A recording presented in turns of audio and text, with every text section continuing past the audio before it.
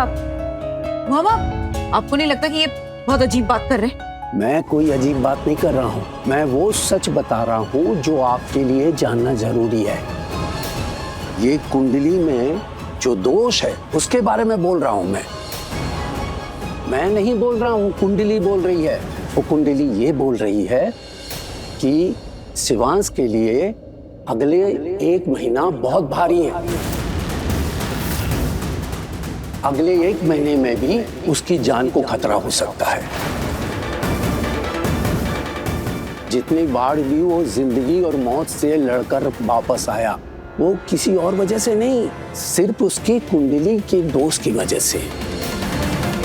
मैंने सोनालिका तुम्हारी भी कुंडली देखी और शिवांश की कुंडली देखी, प्रार्थना की कुंडली का भी अध्ययन किया। वो प्रार्थना की ही कुंडली थी जिसकी वजह से शिवांश मौत के मुंह में भी जाकर वापस जिंदगी में लौट आए। वो प्रार्थना का कुंडली भाग ही था जिसने भाग विधाता बनके शिवांश की रक्षा की। प्रार्थना की कुंडली शिवांश की कुंडली दोष के आगे रक्षा कवच बन गई। उसकी कुंडली शिवांश की रक्षा कवच बन जाएगी और वो उसे बचाएगी। शिवांश की कुंडली में मारक दोष लिखा है जो अगले महीने पूरे उफान पे होगा। और प्रार्थना की कुंडली के ग्रह नक्षत्र कुछ ऐसे हैं जो शिवांश के मारक दोष को समाप्त कर सकते हैं। इस समय एक प्रार्थना ही है जो शिवांश को जीवन दे सकती है। तो सोनालिका, तुम अभी शिवांश से जबरदस्ती शादी नहीं कर सकती।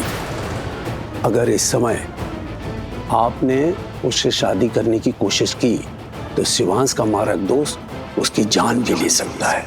Just shut up! चुप हो जाइए। बहुत बोल लिया आपने। आपको कुंडली पढ़नी आती भी है? मुझे बिल्कुल भी नहीं लगता। आप लोगों को बस मौका चाहिए कि आप नेगेटिव बातें करो, पॉजिटिव तो आपको कुछ बोलना आता ही नहीं है। थोड़ा शांत हो जाओ सोनालिका। पंडित जी, आप मुझे बताइए, शिवांश के साथ ना बहुत हादसे होते रहते हैं, कुछ ना कुछ गड़बड़ होता रहता है, कुछ गलत होता रहता है। मैं शिवांश की बुआ माँ हूँ, पर सच बताऊँ तो उसकी माँ से कहीं ज्यादा हूँ।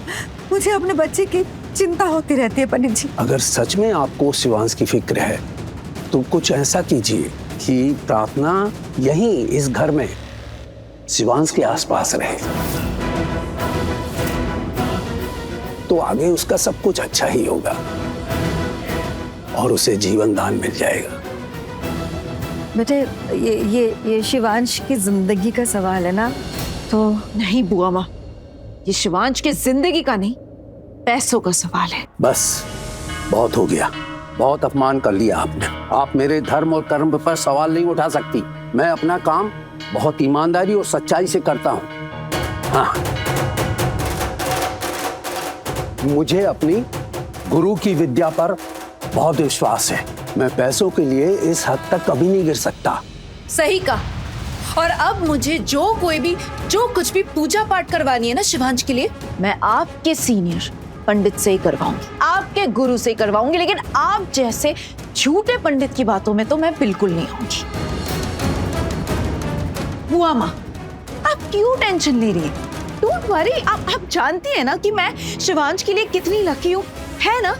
तो आप इनकी बातों में मत आइए, झूठे हैं ये।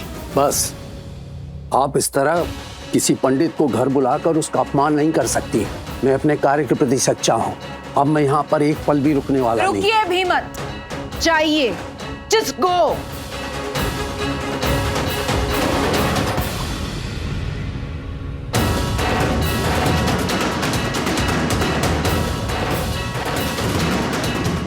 अगर आपको शिवांश की जरा भी फिक्र है तो अगले 1 महीने तक सोनालिका की शादी शिवांश के साथ में मत करवाना,